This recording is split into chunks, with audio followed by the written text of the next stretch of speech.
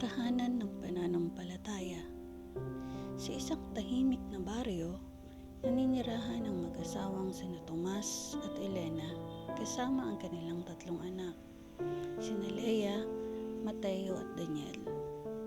Simple lang ang kanilang pamumuhay, ngunit puno ng pagmamahalan at respeto sa isa't isa. Parehong masipag maghanap buhay ang mag-asawa.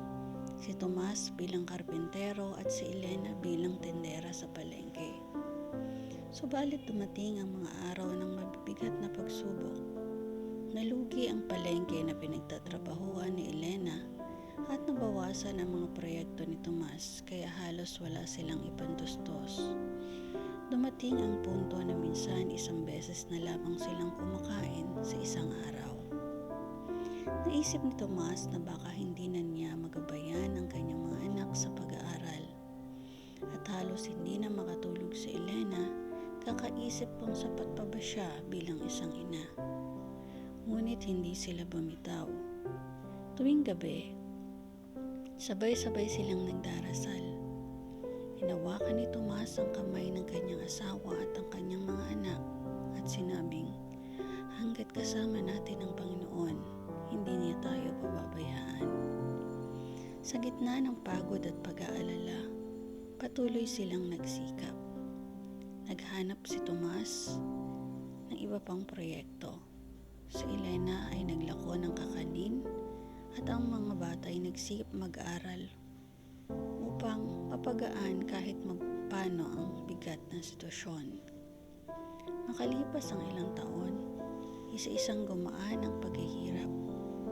Nakapagtapos si Lea bilang guro, si Mateo bilang inhinyero at si Daniel bilang nurse.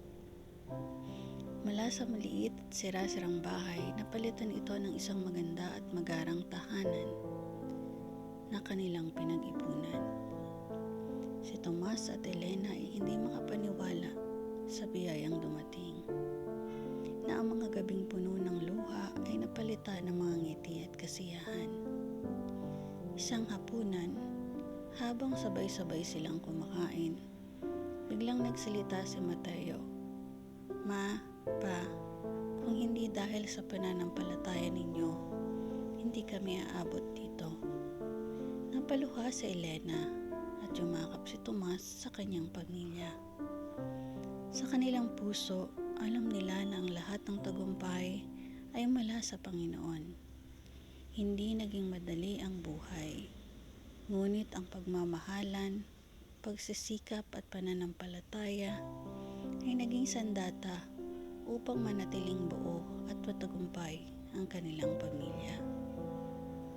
Ang pananampalataya ay sandigan sa panahon ng pagsubok. Sa gitna ng matinding kahirapan at pag-aalala, pinili ng pamilya ni Tomas at Elena na humawak sa Panginoon. Ipinapakita nito na kapag malakas ang pananalig, nakakahanap tayo ng lakas na magpatuloy kahit tila wala ng pag-asa. Ang dasal at pagtitiwala sa Diyos ang naging ilaw nila sa madaling